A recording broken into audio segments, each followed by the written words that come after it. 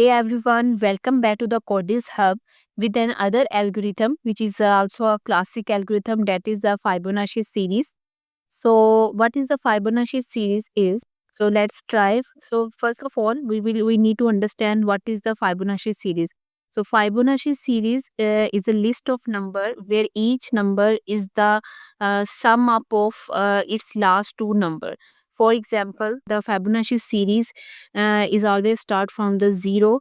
If zero or one, these are the two first Fibonacci number, and the next number will be the one. Why? Because the next number will be the sum of its previous two number, which is 0 and 1.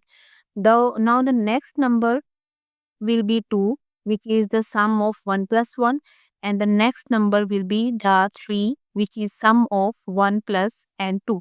So the next number will be 5, which is sum of 2 and 3. The next is 3 plus 5 is 8, and so on. So this is the Fibonacci series.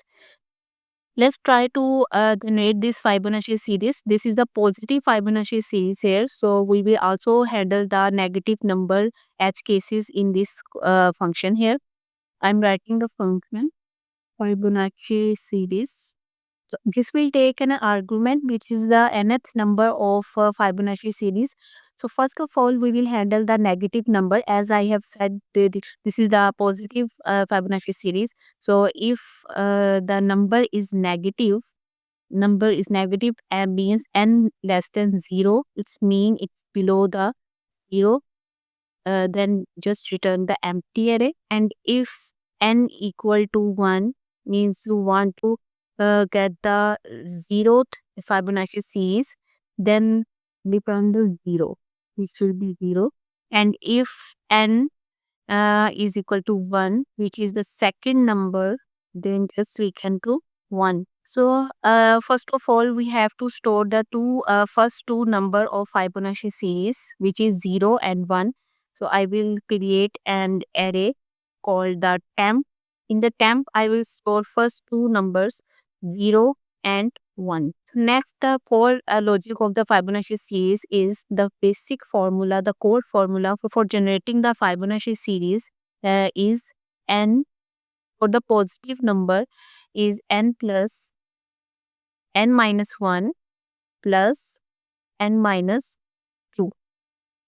This is the basic formula for generating the Fibonacci series.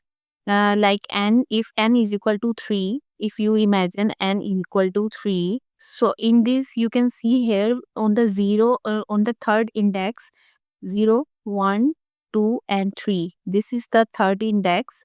So n minus 1, there it will take the second index, which is 2, 0, 1, 2, will add in the n minus 2, 3 minus 2 equal to 1. So it will take here the first index.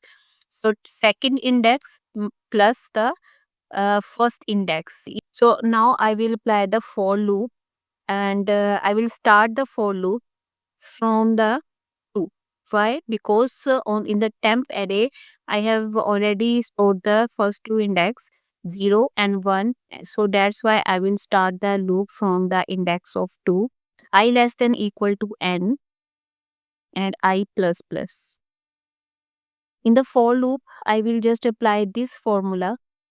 N will be the I. N will be the index, the coming index in the for loop. So first find the next number, which is temp of I, which is the same formula. So it will calculate the next number of adding the previous two number. So just have to push the temp dot push the next number. Okay, after the loop, we will return the temp. Now check. Now let's check. It will generate the Fibonacci series.